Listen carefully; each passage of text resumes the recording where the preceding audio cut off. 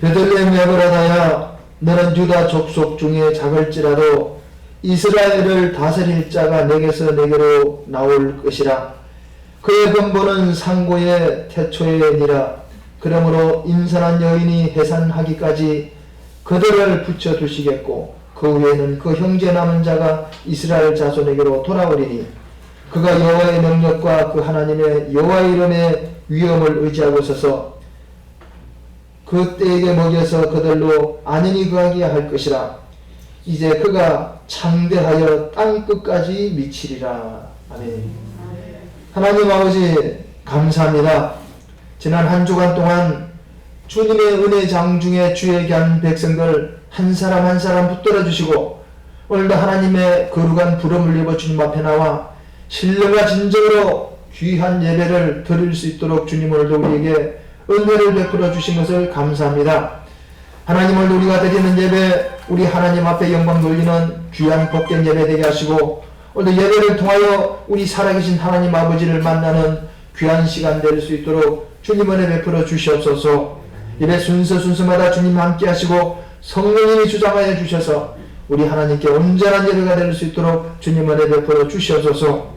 예배가 시작됩니다. 미참한 주의 발걸음들 재촉하시고 피치 못할 사정으로 참석지 못한 사랑하는 성도들에게는 있는 그곳에서 아버지 하나님을 만나는 귀한 복된 자들 될 수 있도록 주님 은혜 베풀어 주시옵소서. 오늘 우리가 드리는 예배 가운데 예수의 피를 뿌리고 바르고 덮었으니 하나님 오늘도 예수의 은혜가 넘쳐나게 하시고 하나님의 말씀의 은혜가 정말 강같이 흘러 넘치는 귀한 시간 되게 도와주시옵소서. 오늘 우리 예배를 방해 악한 원수는 예수의 이름으로 결박받고 떠나가게 도와주시옵소서. 모든 예배 순서를 우리 주님께 맡겨드리고 예수 이름으로 간절히 기도합니다. 아멘.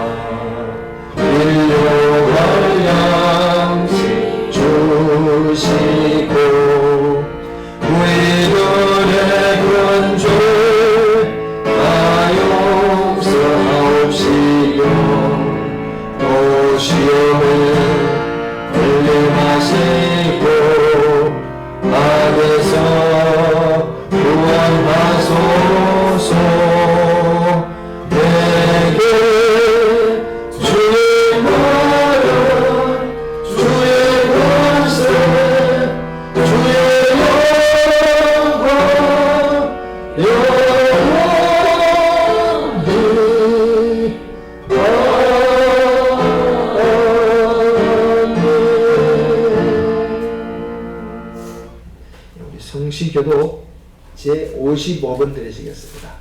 찬송가 뒤에 있습니다. 찬송가가 없으시면 주보에도 나와 있습니다. 주보 가운데 오른편에 왼편에 나와 있습니다. 성시교독 55번입니다.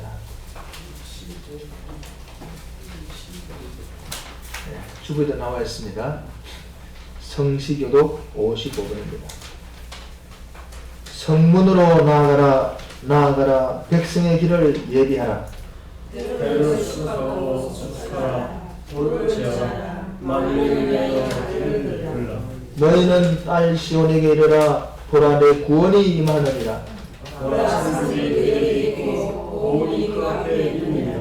사람들이 너를 일컬어 거룩한 백성이라 여호와의 구속하신 자라 하겠고, 너를 일컬어 찾음받은 자여 거짓이 아니하는 소리라 하시라. 광야에 외치는 자의 소리가 있어 가로되 너희는 주의 길을 예비하라, 그의 생명을 편하게 하라.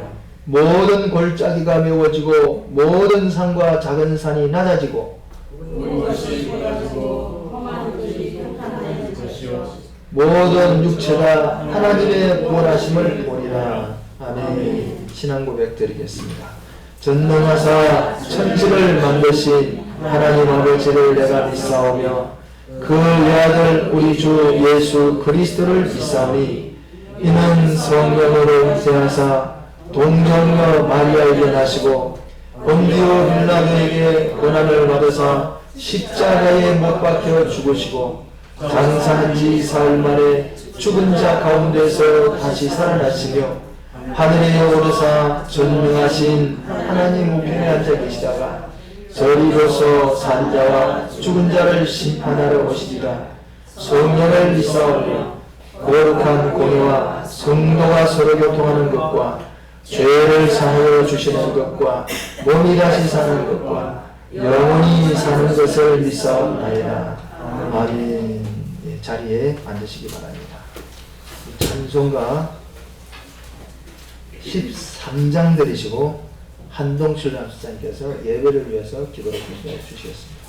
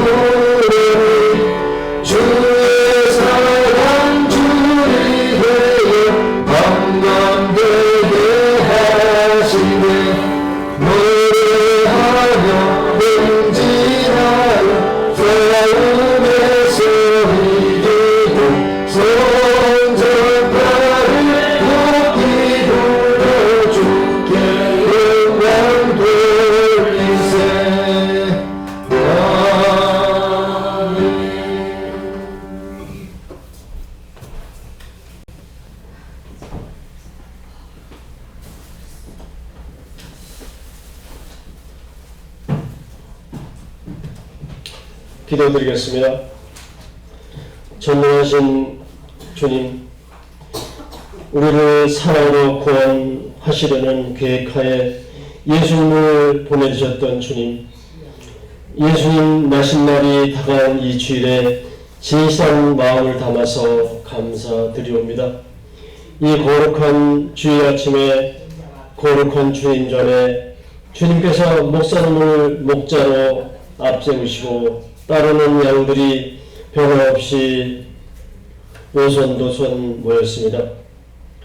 우리 삶 가운데 계시면서 허물과 죄들을 꿰뚫고 계시는 주님께 이 시간 겸손한 마음, 회개의 마음을 가지고 머리 숙였으니 긍휼하심과 자비하심으로 용서하여 주시리라고 믿습니다. 머지않아 2015년을 보내야 하는 이 즈음에 다시 덧없이 보냈던 한 해를 되돌아봅니다. 우리 정직한 마음으로 자신들의 1년을 저울로 기량을 해서 잘 마무리하고 서서히 다가오는 새해, 또 두려움이 아닌 새 마음과 자신 있는 마음으로 맞이할 수 있는 새해 설계를 주님께 맡겨 지혜를 구하는 저희들로 인도해 주시옵소서. 오늘도 목사님의 입술을 통해서 내리시는 주님의 메시지를 통해서 이 즈음 우리들에게 꼭 필요하고도 요긴한 말씀으로 깨우쳐 주시며 필요를 채워 주시리라고 믿습니다. 겸손한 마음으로 받아들이고 또 감사한 마음으로 받는 참 은혜의 시간으로 꼭 만들어 주시리라고 믿습니다. 우리의 간구를 들으시는 하나님 아버지, 지난해에 이루지 못했던 많은 기도의 제목들 있었습니다. 축복의 이 대한민국의 축복을 내려주시고 또 서울 동교회의 부흥을 허락해 주시라고 믿고 교회 각 기관들에게 칭찬을 받을 일을 많이 만들려고 했습니다. 우리에 속한 우리 교회 모든 성도들에게는 정말로 참 축복을 받기를 원했으나 미처 받지 못하고 말았습니다. 그가 끝내 이루지 못했던 것들은 주님께서 주님의 때에 주님의 분량으로 꼭 허락해 주시라고 믿습니다. 언제나 어디서나 여러 가지 모습으로 변함없이 땀 흘렸던 손길들을 믿음으로 성전을 지켰던 손길들의 주님 사랑했던 마음들 모두 주님의 상급으로 하늘나라에 쌓아 놓아 주셨으리라고 믿습니다. 오늘도 그 자리에서 모든 성도들의 주님 사랑을 담은 성가대 찬양 기뻐 받아 주시옵소서. 감사드리며 우리 주 그리스도 예수님의 이름으로 기도 드리옵니다. 아멘.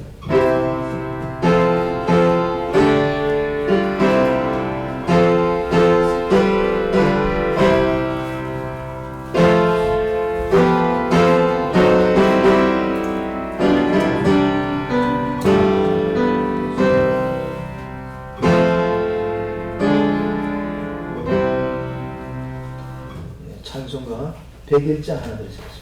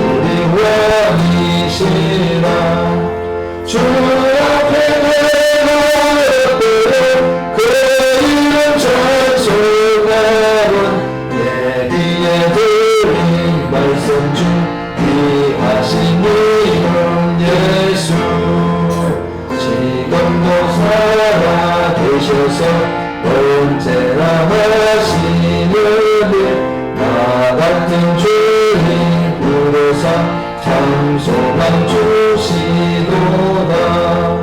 주 앞에 내가 앞에 그 이름 찬송하고 내 귀에 들린 말씀 중 귀하신 이름 예수.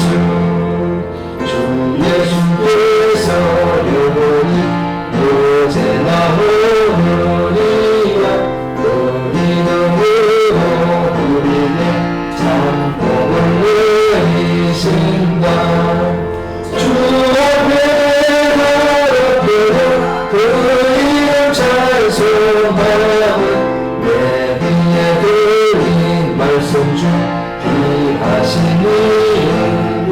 예수.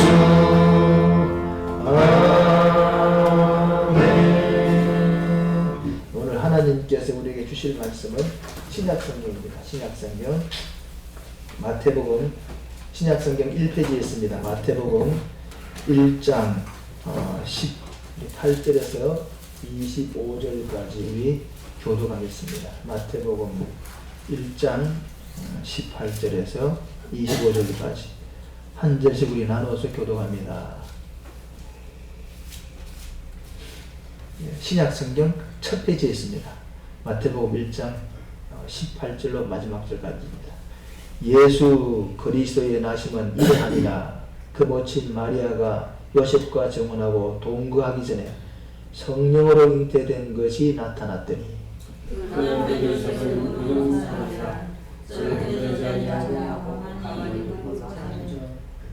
이 일을 생각할 때에 주의 사자가 현몽하여 가로되 다윗의 자손 요셉아 내 아내 마리아 데려오기를 무서워 말라. 저에게 잉태된 자는 성령으로 된 것이라.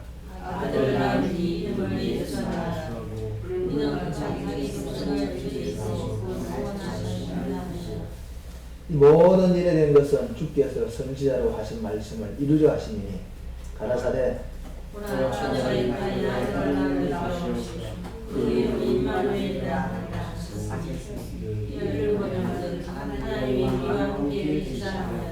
요셉이 잠을 깨어 일어나서 주의 사자의 훈부대로 행하여 그 아내를 데려왔으나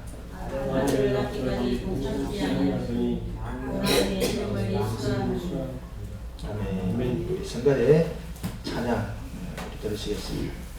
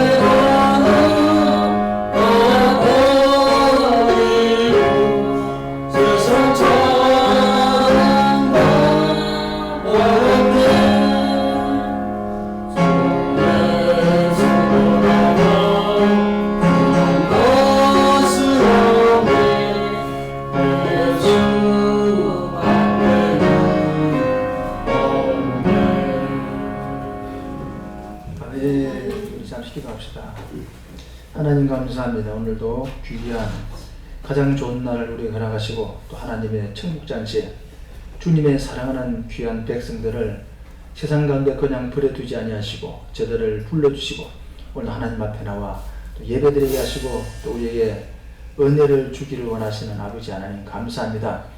오늘도 하나님의 거룩하신 계획대로 주님 준비하신 복들이 하나님 앞에 부름받은 사랑하는 주의 백성들 머리 위에 풍성히 많은 귀한 시간 되게 하시고 오늘도 마음과 또 영혼과 삶과 우리 심령이 하나님이 주시는 기쁨과 감사로 충만해지는 시간 되게 하시고 지나간 한 주간 동안 세상 가운데 살아가며 피곤하고 지치는 우리 몸과 마음과 영혼들이 주님이 주시는 새 힘으로 새로워지게 하시고 우리가 새 힘을 주님이 주시는 새 힘을 얻어 또 세상 가운데 나아가 믿음으로 승리하는 귀한 우리 성도들이 다 되게 도와주시옵소서.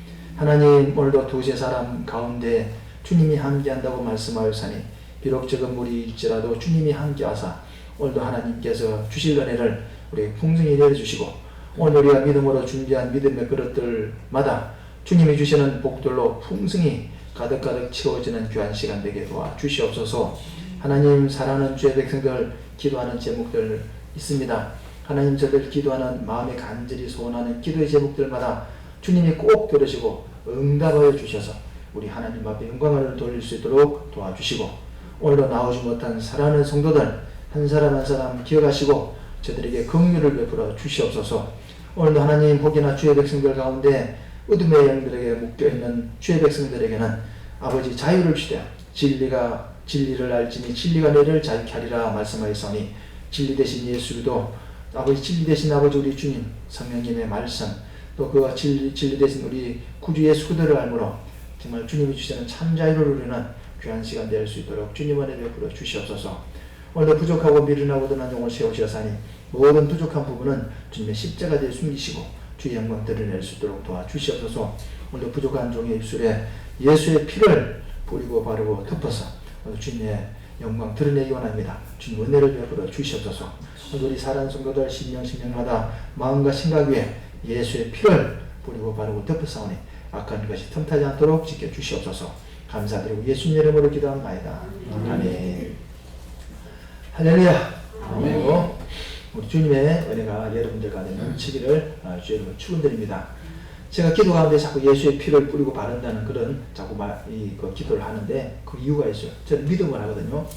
왜냐하면 제가 예수의 피를 뿌린다는 이유는 왜 뿌리느냐? 여러분 레위기에 보면요 예수의 피를 뿌려요. 왜 뿌립니까? 양을 잡아서 그 피를 담아서 제사장이 우슬초를 갖다고 그 피를 적셔서 뿌립니다. 이렇게 제단에다 뿌리고 또 제물에다 뿌리고 성소에다 뿌려요. 그거 왜 뿌립니까? 죄를 씻는 거예요. 예수의 피를 뿌려야만 죄가 씻어지는 거예요. 왜 죄를 씻습니까? 죄가 있으면요 마귀가 귀신이 역사하는 거예요. 마귀와 귀신은요 죄가 있는 곳에 틈타게 되다. 예. 썩은 곳에는 까마귀가 모이고 독수리가 모이잖아요. 그죠? 썩은 곳에는 똥파리가 모이잖아요. 이와 같이 더러운 곳에는 더러운 것이 모이는 거예요. 그래서 죄가 있는 곳에는 뭡니까? 마귀가 틈타게 되어 있다는 거예요. 그래서 우리가 죄를 자꾸 우리가 씻어버리고 죄를 멀리해야 되는 거예요. 왜? 그래야만이 악한 것이 자꾸 틈타지 못하는 거죠. 우리가 그래서 깨끗하게 자꾸 집안을 청소하고 깨끗하게 해야만이 더러움이 틈타지 않잖아요. 똑같아요. 우리 마음과 심령을 깨끗하게 청소하는 것은 뭐냐? 그냥 예수의 피를 뿌려야 돼요. 내가 내 마음을 깨끗하게 하려고 해도 안 돼요. 생각을 들어오는 악한 생각들이기 때문에 예수의 피를 착 뿌려야 되는 거예요. 그래서 더러운 죄들을 착 씻어버리는 거예요. 그래서 예수의 피를 뿌린다는 거예요. 우리 하나님 앞에 나오기 전에 내가 자꾸 예수의 피를 뿌린단 말은 뭐냐면 우리가 지은 죄, 우리가 알고 지은 죄, 모르고 지은 죄, 세상 사람 지은 죄들 예수의 피를 뿌리는 거예요. 이제 하나님 앞에 죄를 씻는 거죠. 그죠? 또 그리고 예수의 피를 갖다가 바른다는 건 왜 바릅니까? 예수의 피를 왜 바릅니까? 출애굽기 13장, 12장, 13장에 보면요. 이스라엘 백성들이 430년간 애굽에서 종살하다가 출애굽했잖아요. 그죠? 10가지 재앙으로도 안 됐어요. 뭡니까? 막 메뚜기 재앙, 어둠의 우박재앙, 죽음의 온갖 재앙들을 다 했는데 10가지를 해도 이스라엘에서 해방이 안 됐어요. 마지막 뭡니까? 죽음의 재앙. 그 죽음의 재앙을 딱 내렸더니 뭡니까? 바로가 두 손 딱 항복하고 이스라엘 백성을 놓았던 거예요. 근데 그 죽음의 재앙이 내렸는데 이스라엘 백성들은요 그 죽음의 재앙을 피할 수가 있어요. 어떻게 피했습니까? 하나님이 뭐라 했어요? 모세에게 양을 잡아서 문설주에다가 피를 발라라 그랬어요. 발라라. 문설주가 뭡니까? 문지방 문 입구에다가 피를 막 바르는 거예요. 그러면 죽음의 사자가 그 피를 보고 그냥 지나가 버린다 그랬거든요. 그 피를 받는다는 것은 뭐냐, 재앙이 지나간다는 거예요. 재앙이 나쁜 것이 악한 것이 틈타지 못한다. 그런 의미가. 그래서 피를 바른다. 그런 의미가. 그 피를 덮는다는 건 뭡니까? 하나님의 은혜가 확 덮어버리는 거예요. 이게 바르고 뿌리고 확 덮어버리면요, 악한 것이 틈타지 못하잖아요. 그래서 그런 믿음을 내가 선포하는 거예요. 그리고 내가 실제로 기도하면서 이 마귀들은, 귀신들은요, 자꾸 생각을 통해 역사해요.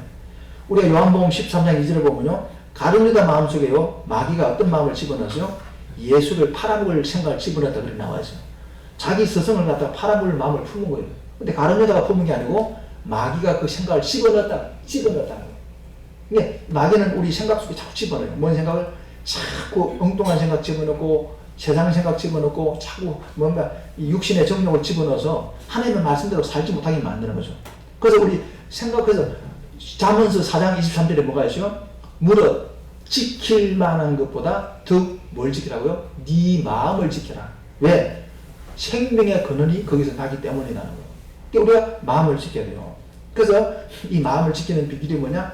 틈마다 자꾸 이 마귀가 자꾸 생각을 통해 역사하기 때문에 순간순간마다 자꾸 엉뚱한 힘을 집어넣기 때문에 자꾸 저는 예수의 피를 뿌리고 바르고 덮어버렸다고 선포하는 거예요. 그래서 악한 원수 마귀 사탄 귀신들아 예수 이름으로 너희들을 결박한다. 결박이라면 꼭 묶는다. 그리고 예수 이름으로 추방한다. 떠나가라. 그러면요 이것들이 막 떠나가다. 그래서 내가 자꾸 그런 경험이 있기 때문에 자꾸 말하는 거죠. 그래서 여러분이 몸이 아프다든지 집안에 우환이 생긴다든지 내 어려움이 자꾸 생기면요, 그 어려움이 생기는 이유는 뭐냐면요, 악한 것이 자꾸 통로를 막는 거예요. 물질이 막힌다는 건 뭡니까? 여러 가지 이유가 있겠지만요, 영적으로 볼 땐 마귀가 통로를 막는 거예요. 물질을 통로를 막아버리고 여러 가지 방법이죠. 그 이유가 있겠죠. 그걸 막아버리고, 건강도 뭡니까? 마귀가 그걸 막아버리고, 축복도 하늘 내는 축복도 막아버리고, 마귀가 다 차단하는 거죠. 그러니까 그런 것을 물리치는 비결이 뭐냐? 그러니까 예수 피를 가지고 그 악한 것을 물리치는 것밖에 없다. 계속 죄를 씻어내고 자꾸 우리가 정결하게 해도, 왜? 거룩한 곳에 거룩한 것이 많은 거죠. 깨끗한 그릇에 깨끗한 걸 담아야 되잖아요. 그죠? 분명히 예수님께서 디모데 전서 2장에 보면 큰 집에는 큰 그릇, 작은 그릇, 나무 그릇, 흙그릇이 많은데 하나님이 쓰는 그릇은 뭡니까? 좋은 그릇이라고 쓴 게 아니에요. 금으로 만들었다고 쓴 게 아니고 뭡니까? 깨끗한 그릇. 아무리 좋은 그릇도 뭡니까? 금으로 만들어도 똥이 묻었으면 거기다 밥 못 담잖아요. 그죠? 그죠? 근데 나무 그릇이라도 깨끗한 밥을 담잖아요. 그거 뭘요? 그러니까 우리가 하나님이 쓰는 것은 뭐냐? 깨끗한 그릇. 깨끗한 그릇이 뭡니까? 우리 마음이 깨끗한 걸 말하는 거예요. 우리 마음이 깨끗해지기 어떻게 해야 됩니까? 내 노력은 안 되잖아요. 그러니까 예수의 피를 뿌리고 예수의 피를 바르고 예수의 피를 덮고 회개하는 것밖에 없다는 거예요. 그래서 계속 우리가 예수의 피를 갖다 뿌리고 바르고 덮는 거예요. 그래서 집안에 무슨 일이 생기고 건강이 어떤 몸이 안 좋고 자꾸 내 마음이 어두워지고 내가 자꾸 눌리게 되면요, 믿음으로 선포하세요. 생각하면서 예수의 피를 내가 뿌린다, 바른다, 덮는다, 악한 원수야 떠나가, 예수의 뭐 떠나가. 그렇게 하면요, 거기 떠나가야 되겠다는 거예요. 믿음으로 선포하면 된다는 거예요. 그래서 저는 자꾸 이렇게 기도해요. 그러니까 기도할 때마다 우리 성도들, 교회에서 악한 원수들 예수 이름으로 떠나가라, 예수 피를 바르고 뿌리고 덮는다. 저는 매일매일 그렇게 해요. 여러분들 그걸 기도하고 있어요. 그래서 그걸 참고적으로 말씀드리는 거예요. 오늘 짧은 시간 여러분과 함께 나누고자 하는 말씀은, 오늘 이제 금요일날이 크리스마스 성탄절인데, 성탄절이 되기 전에 오늘 우리가 여러분과 함께 생각하고자 하는 말씀은 뭐냐면, 성탄절은 예수님이 오신 어떤 오신 날을 기념하는 날인데, 그 예수님의 그 성탄의 의미가 뭔가를 한번 생각해 보려고 해요. 성탄절을 맞기 전에. 그래서 오늘 설교 제목은 뭐냐면, 예수 그리스도의 나심은 이러하니라. 오늘 말씀이 나와있죠, 그죠? 18절에 보니까 예수 그리스도의 나심은 이러하니라 나와있잖아요, 그죠? 그게 오늘 제목이에요. 그래서 그냥 많이 생략하고, 이제 많이 시간 가서 생략하고, 그럼 오늘 설교 제목은 예수 그리스도의 나심은 이러하니다, 아니라라고 했는데, 그럼 오늘 이 성경은 왜 예수님의 그 태어난 것에 대해서, 나신 것에 대해서 이렇게 말씀하고 있는가? 우리가 매일매일 살아가는 건요, 시간이 중요해요. 우리 하루하루 사는 시간들이요, 중요하잖아요, 그죠? 네, 우리가 사는 시간요, 굉장히 중요해요. 특별한, 그래서 이 하루하루 사는 것이, 하루가 없어서 죽는 사람도 많잖아요, 그죠? 우리 그 집사님도 일해보시니까 알겠지만, 병원에 가면 하루가 부족해 죽는 사람 많잖아요. 한 시간이 부족해서 빨리 죽는 사람 많잖아요. 한 시간이 더 살고 싶어서 애를 쓰고, 1분을 더 살고 싶어서 애를 쓰잖아요. 돈이 많은 사람은요, 한 시간을 더 살기 위해서요, 수천만 원 수억도 쓴다니까요. 돈이 안 아까워요. 목숨만 연장한다면요, 돈이 안 아까운 거예요. 그만큼 이 목숨이 시간이 중요하다니까요. 그러니까 우리는 이 귀중한 시간을 갖다가 돈으로 따질 수 있는 시간을 우리 하나님이 주셨는데 그 시간을 매일매일을 갖다가 우리가 특별한 날처럼 살아야 돼요. 이 하루가 내가 사는 것도 우리가 특별한 날이다. 그런 우리가 생각을 가지고 매일매일 내가 시간이 오니까 평상 평범한 것처럼 생각해요. 그냥 주어지는 것이지 그렇게 생각하면 돼요. 이 시간이 안 주어지는 사람이 있다니까요. 이 시간이 없어서 목숨이 다한 사람이 죽는 사람이 있다니까요. 근데 우리는 이 시간이 있다는 건 뭡니까? 하나님 축복이라니까. 이게 이 하루하루 매일매일 사는 걸 특별한 날처럼 살아요. 아주 하나님 앞에 감사하면서 특별한 날처럼 살아야 되는 거예요. 근데 우리가 이 매일매일을 특별한 날처럼 살아야 되지만 또 우리 살아가다 보면 진짜 특별한 날이 있어요. 그게 뭡니까? 생일 같은 날.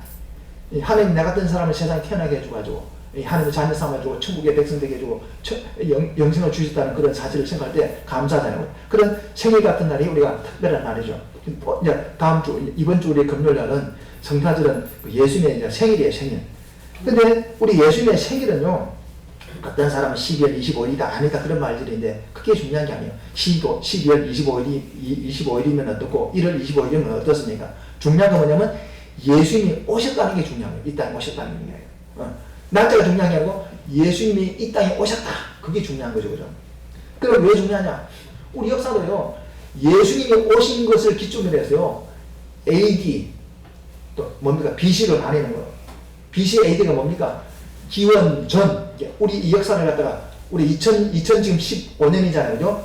2015년 전을 딱 기점을 해가지고 그 2015년 이전은 뭡니까? BC, 기원 전이라 가지고 그 기원 전은 뭐냐면 예수님이 태어나기 전 그 말이에요. 그래도 기원 후, 그 뭡니까? 그거는 이제 예수님이 태어나신 이후. 그러니까 역사의 딱 중간에 예수님이 딱 계시는 거죠. 예수님이 태어난 이전에는 기원 전, 예수님이 태어난 이후는 기원 후. 그러니까 우리가 지금 기원 후 지금 이 2015년을 살아가고 있잖아요. 그러니까 예수님이 태어나신 이후에 지금 2015년이 지난 거예요. 그러니까 이 역사를 갖다가 가르는 것도 예수님의 탄생에 관계 있다는 그 말이죠. 그러니까 예수님의 이 출생은요, 믿는 사람이나 안 믿는 사람의 역사적으로도 아주 중요한 것을 의미하는 거예요. 그렇지만 더 중요한 게 뭐냐면요, 예수님의 탄생은 아주 중요해요. 왜 중요하냐? 영적으로 볼 때도 그렇지만요, 이 예수님의 탄생은 특별한 탄생. 우리가 특별하게 탄생하지만 나 같은 사람이 세상에 태어났다는 건 특별한 하나님의 은혜지만, 근데 예수님의 탄생은 더 특별한 그런 출생이라는 거죠. 어떤 면에서 특별하냐? 두 가지예요. 두 가지 기적이 있기 때문에 특별해요. 네, 두 가지 기적. 첫째는 어떤 기적이냐? 오늘 본문에 보니까 성령으로 잉태하셨대요. 예수님은. 예수님은 성령으로 출생하셨대요. 잉태됐대요. 이 말이 무슨 말입니까? 기적적으로 잉태가 됐다. 그 말이죠. 우리 사람들은 그렇잖아요. 나 사람이 하나 태어나기 위해서는 뭡니까? 정자와 난자가 만나가지고 수정해가지고 어머니 뱃속에서 10개월 있다가 그것이 탁 생명으로 나오자는 거죠. 그게 자연적인 법칙인데 예수님은 그런 것이 아니고 뭡니까? 정자와 난자가 만난 게 아니고 성령님이 마리아에게 역사해가지고 그냥 애기가 생겨버린 거예요. 세상 말에는 처녀가 어떻게 애를 낳느냐 이렇게 말하지만 그런 일이 생겼다 그 말이죠. 그죠? 그래서 사람들이 안 믿는 거예요. 에이, 처녀가 애를 낳는, 그래서 안 믿는 거예요. 그런데 성경은 처녀가 애를 배했다는 거예요. 왜? 하나님께서 하셨다는 거예요. 성령이 그렇게 하셨다는 거예요. 성경은요, 마리아만 그런 게 아니고요, 아브라함도 100살 먹었는데 애를 뱄다는 거예요. 아브라함이 100살인데 무슨 애를 뵐 수 있겠어? 근데 자기 부인은 90살이고 아브라함은 100살이고 무슨 생산 능력이 있겠어요? 그런데 나무로 지금 죽은 고막인데, 근데 하나님 역사니까 애가 생기다라는 거죠. 이게 하나님이 하면 되는 거예요. 안 되는 게 아니에요.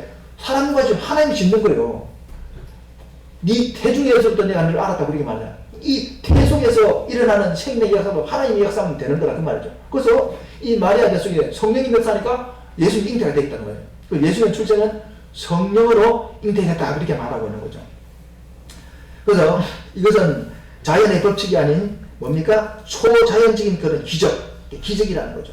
그래서 이 기적이라고 하는 말은 뭐냐면 일반적인 어떤 그런 과학적인 법칙이 아니고 특별한 방법, 인간이 이해할 수 있는 그런 초자연적인 방법에 의해서 일어나는 사건을 기적이라고 하는데, 근데 우리 예수님은 바로 그 기적에 의해 가지고 이제 잉태가 된 거죠. 그래서 예수님이 성령으로 잉태됐다 그 말은 뭐냐면요, 쉽게 말하면 하나님께서 사람의 몸을 입고 태어났다 그 말이에요. 시간 관계 내가 줄이는 말인데 생략하지만 예수님이 성령으로 출생하셨다 그 말은 뭐냐면 하나님이 인간의 몸을 통해서 출생하셨다 그 말이에요.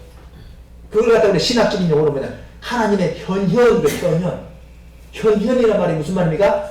우리 이제 집사님 과문을 잘 아시래요. 현현은 뭐냐면 나타난다 그러면 나타나는 걸 갖다 현현이라 하거든요. 근데 하나님께서 현현하셨다. 어떻게?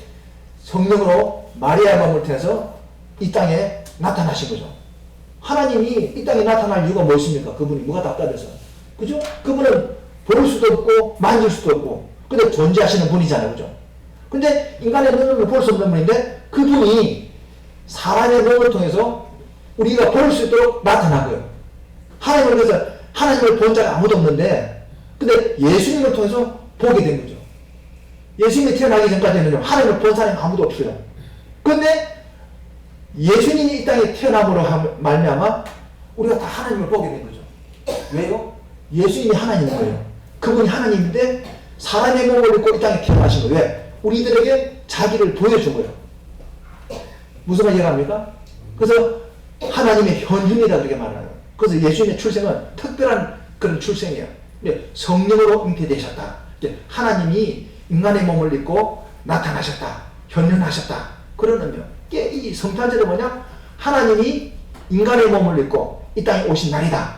그렇게 이해하면 된다니까요. 그냥 예수님이 출생하셨다. 그렇게 생각하면 하나님이 이 인간의 몸을 입고 이 땅에 나타나셨다.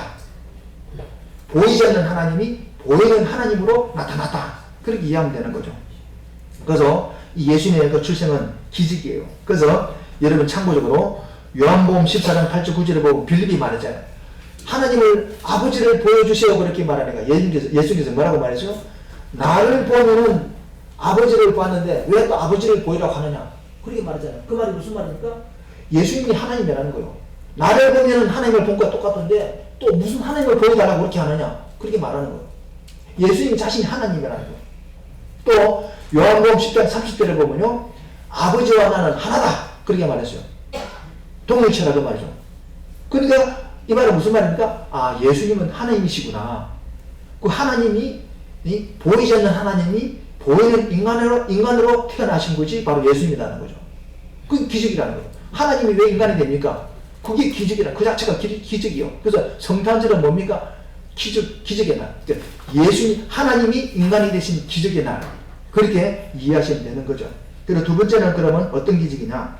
오늘 본문에 보니까 요셉이라는 사람이 마리아하고 이제 혼인을 했는데 오늘 성경에 보니까 이 마리아하고 요셉이 이제 살림을 차리기 전에 우리말로 하면 살림을 차리기 전에 요셉이 딱 보니까 혼인을 했는데 몇 달 있다가 딱 보니까 배가 올라간 거예요.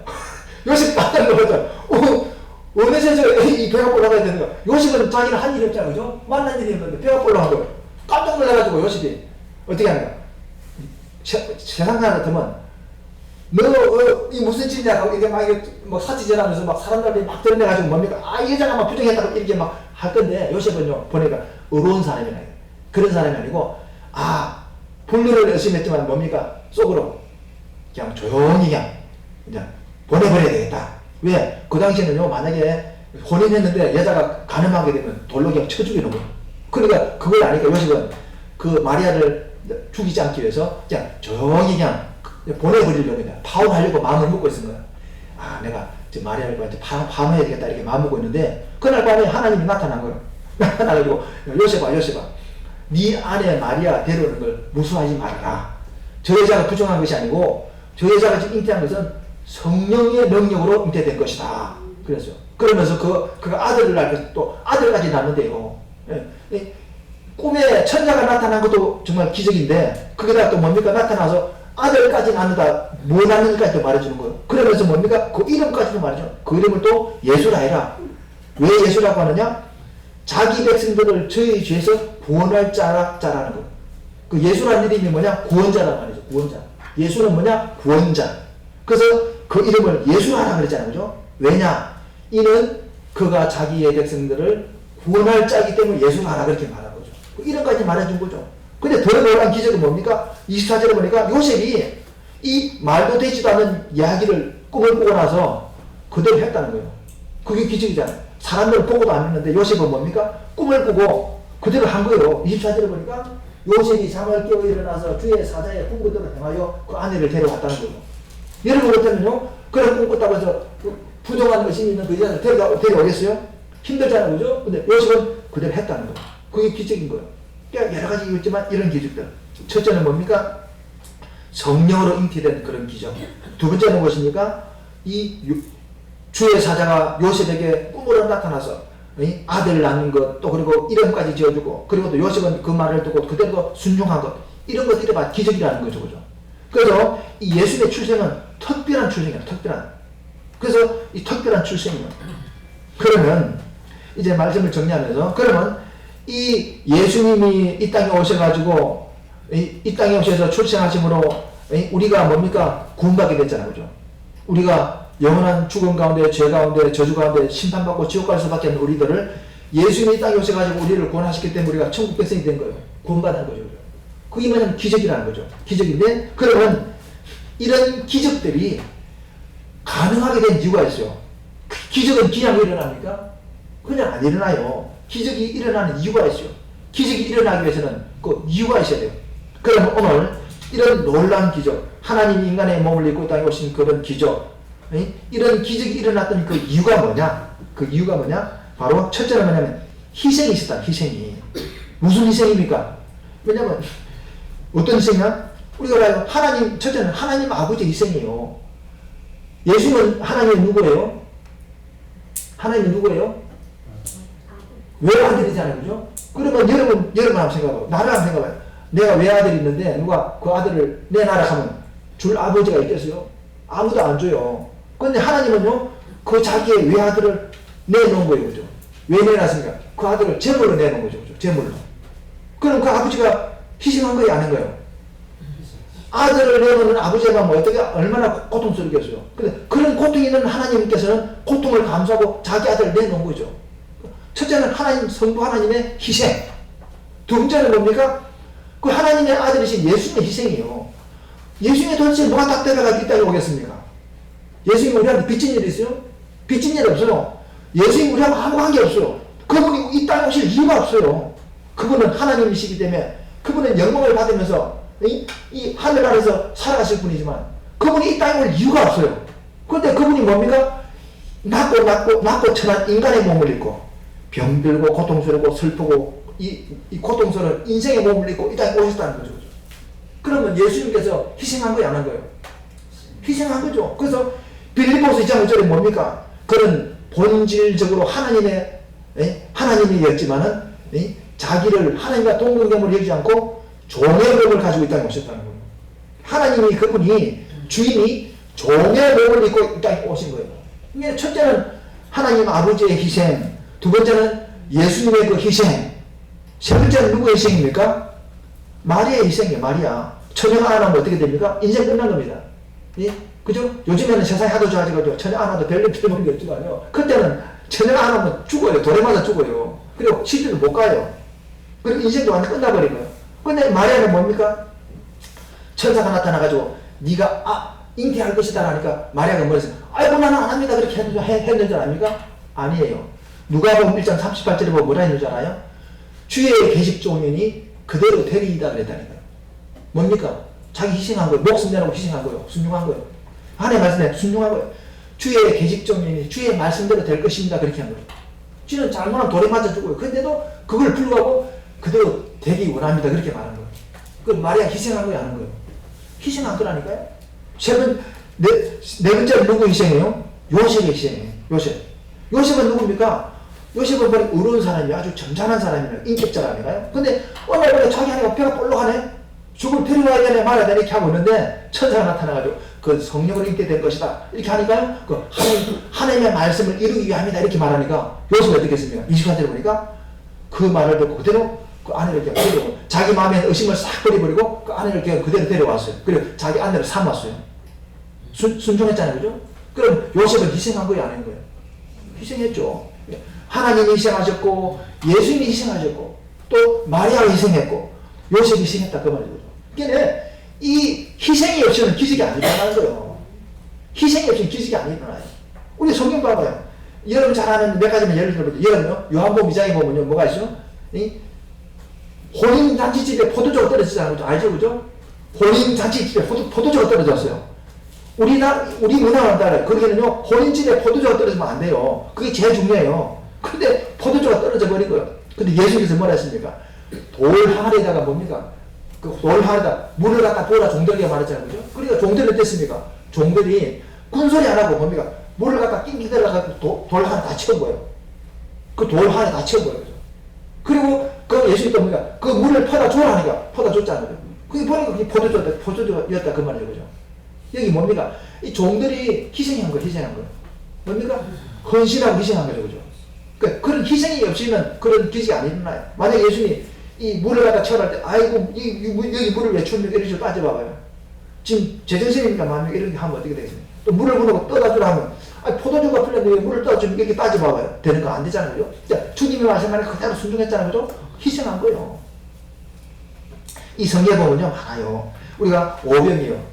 물고기 2마리와 보리떡 5개 가지고요, 5,000명을 먹였잖아요. 그죠? 그 기적도요, 그냥 일어나는 줄 알아요? 아니에요. 그 기적이 어떻게 일어났어요?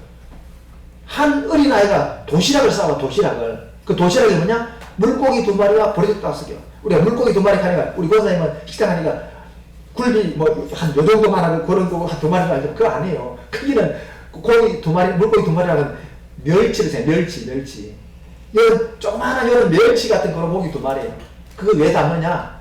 그거는 그 유대인은 빵이 뻑뻑하기 때문에 빵을 그냥 먹으면 목이 메이잖아요. 그죠? 그러니까 그 멸치를 갖다 소금에 딱 절여가지고 그거 먹으면 침이 생기니까 거기 빵이 넘어가는 거예요. 그래서 그 역할을 하기 위해서 요 멸치 같은 그 생선을 2마리 넣은 거예요.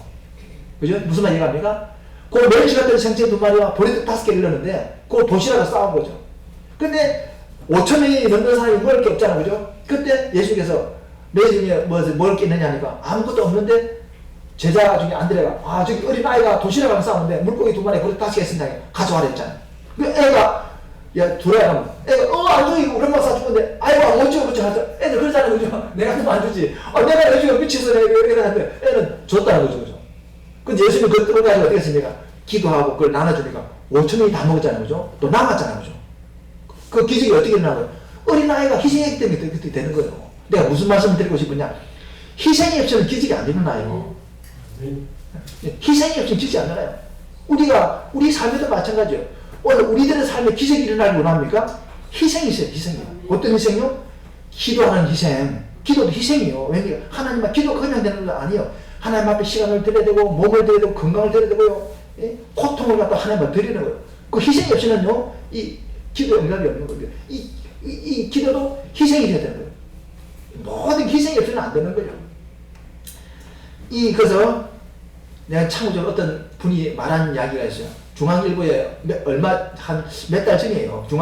중앙일보에 어떤 기사가 나왔는데 내가 핸드폰을 난 중량을 딱 찍어놔요. 내가 좀 참고할 만한 딱 찍어놔요. 그리고 그걸 한 번씩 보는데 어떤 내용이었냐?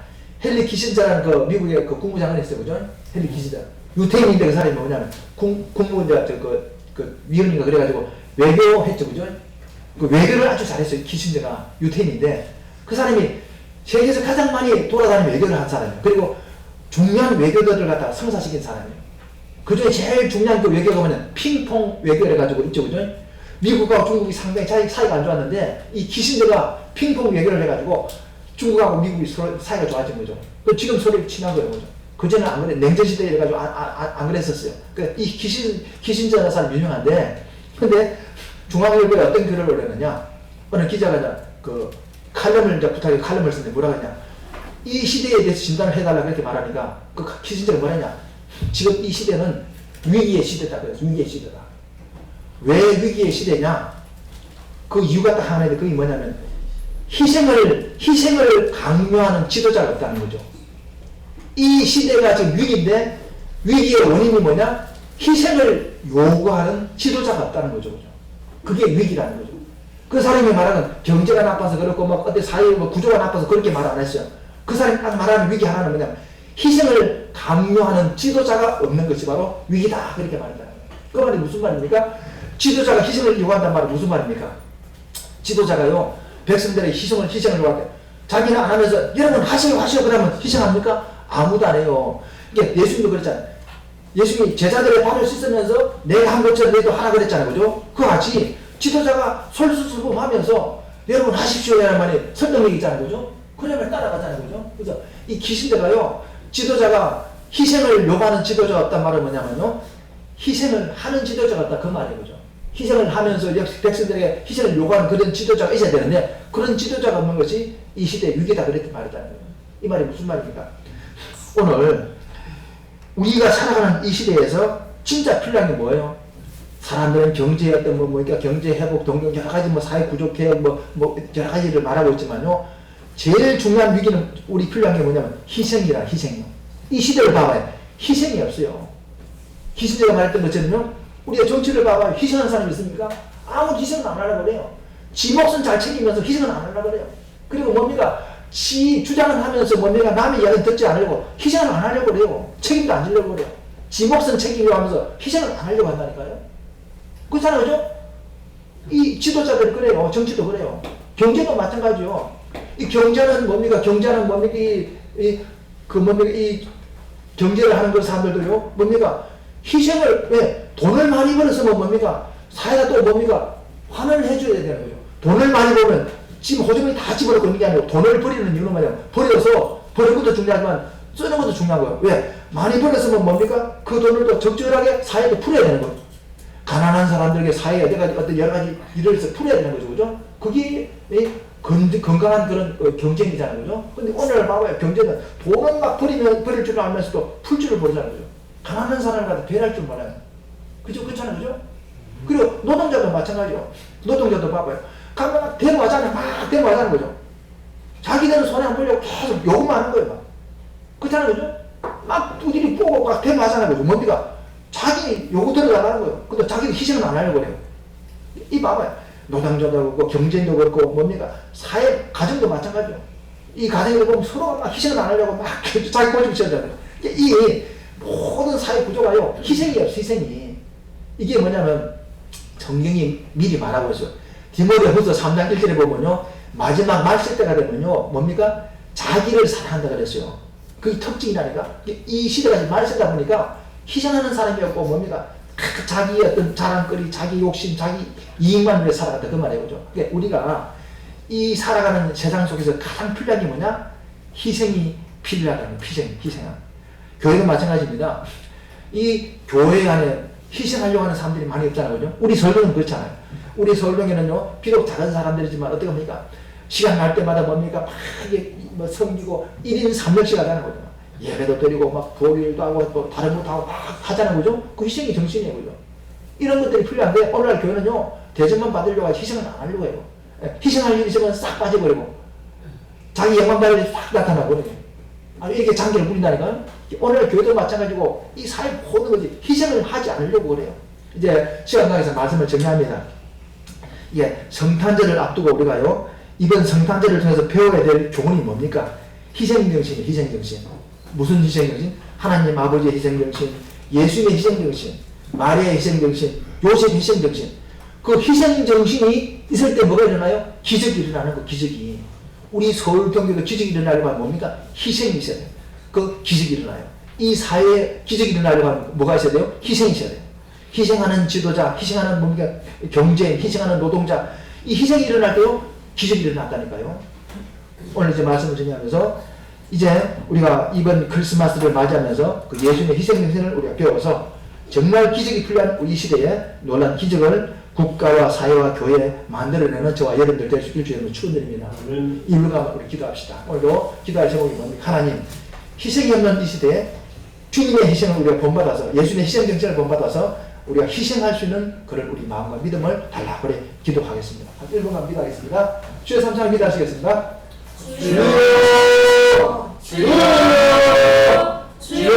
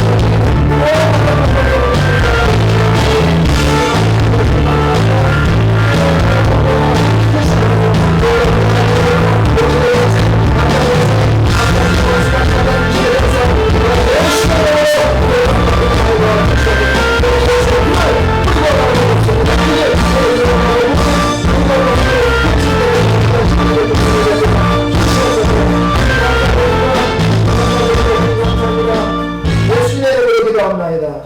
아멘. 우리 찬송하러 합시다. 488장 하나 들으세요.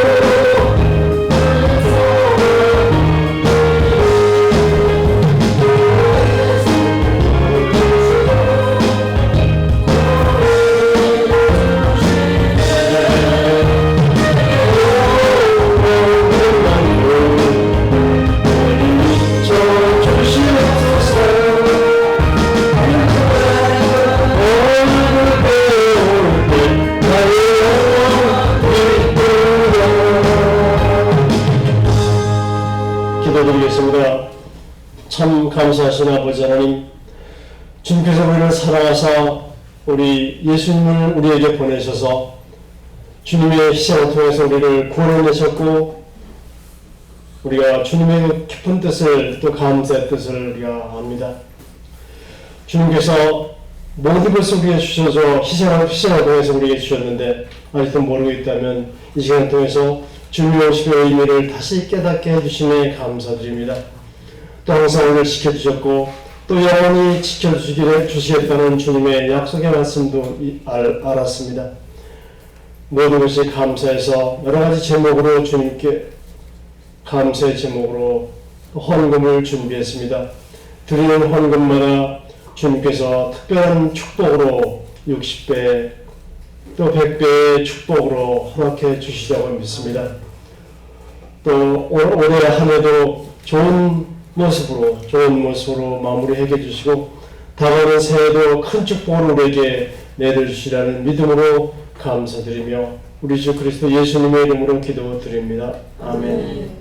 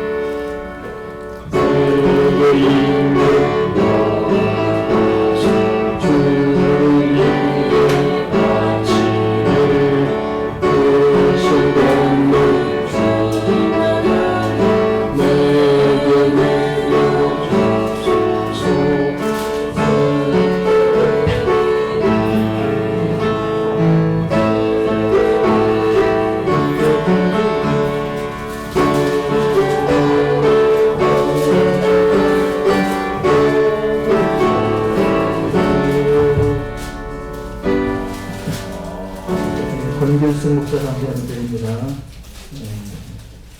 다산 수양관에서 서울 동대가 부흥되길 원하는 목사님 사모님께서 성도들 영육간에 감전하시길 기도드립니다. 라고 다산 수양관에서 감사드립니다.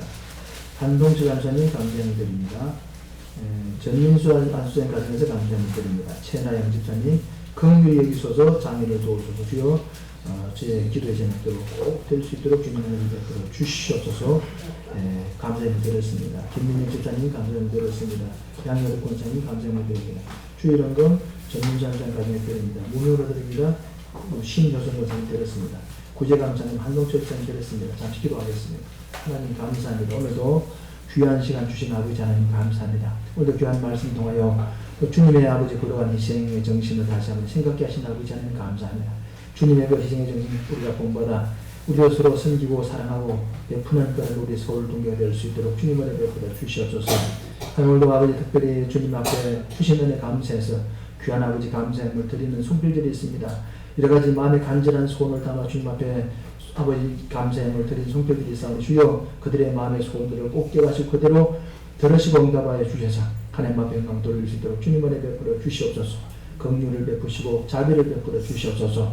하나님 오늘도 주님 앞에 아버지 하나님 또 구제감사를 드립니다. 구역령을 드리며 또 아버지 주정감사를 드립니다. 여러 가지 제목들로 드린 손길들을 축복하여서 우리 성탄절에 오신 주님의 그 놀라운 축복 아버지 주님 놀라운 그 풍성한 은혜가 함께하는 귀한 성도들 다 되게 도와주시옵소서. 우리 성도들 직장, 사업장, 가정 위에도 날마다 주의 풍성한 은혜가 임하게 도와주시고 우리 성도들 자녀들 위에도 놀라운 주의 은혜가 풍성히 많은 저들 될 수 있도록 도와주시옵소서. 특별히 아버지 하나님 앞에 아버지 하나님 간절한 기도 제목이 있습니다. 하나님 장애로 말미암아 하나님 앞에 간절히 소원하는 손길이 있사니 주님의 저희 기도를 들으시고 그 장애가 아버지 건강으로 변화될 수 있도록 주님 은혜 베푸시고 사회생활하는데 부족하지 않도록 활동하는데 부족하지 않도록 주님 긍휼을 베풀어 주시옵소서. 예수 그리스도의 능력으로 깨끗하게 치료하여 주시옵소서. 예수의 이름으로 깨끗하게 치료하여 주시옵소서. 아버지 역사에 주시옵소서. 오늘 특별히 나오지 못한 우리 성도들에게 똑같은 복과 은혜를 더하시고 또 맛있는 음식을 준비한 손길이 있사오니 주님 백배로 갚아주시고 또 교회를 아름답게 청정한 손길을 기억하사 아버지 건강으로 채워주시옵소서. 나라와 민족의 수고한 아들에게도 건강 주시고 또 아버지 경제를 위해서 열심히 수고한 아들에게도 아버지 건강과 은혜를 더하여 주시옵소서. 감사드리며 예수님 이름으로 기도합니다. 아멘. 네, 교회 소식을 전해드리겠습니다. 주보를 참조하시기 바랍니다. 특별히 참고하실 내용은 뭐냐면 24일 저녁에는요 영화 상영이 있어요. 우리 성도들이 많은 분들이 뭐 행사가 있는데 그거 영화 상영.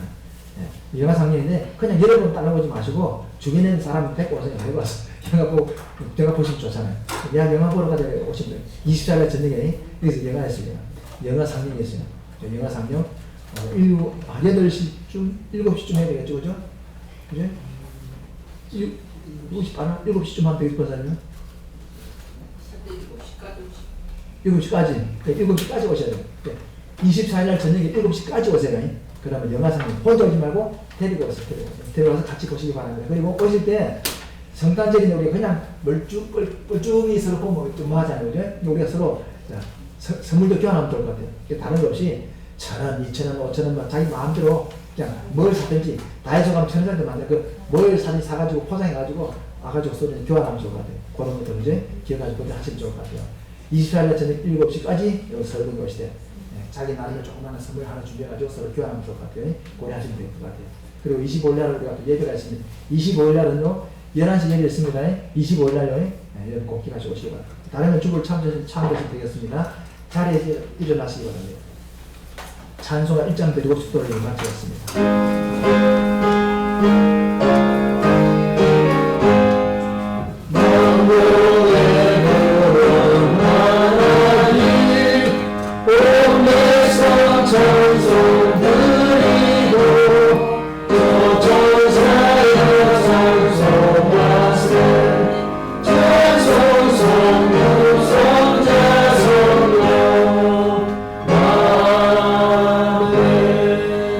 이제는 우리 주 예수 그리스도의 은혜와 하나님 아버지의 무한하시고 극진하신 사랑과 성령님의 위로와 교통과 그리고 충만하신 은혜가 오늘 하나님 앞에 나와 예배드리며 정말 주님의 마음과 심정을 갖기를 원하는 사랑하는 주의 성도들 머리마다 오늘 아버지 하나님 그러한 성령님의 크신 은혜가 날마다 풍성히 임하기를 간절히 아버지 축원하옵나이다. 아멘.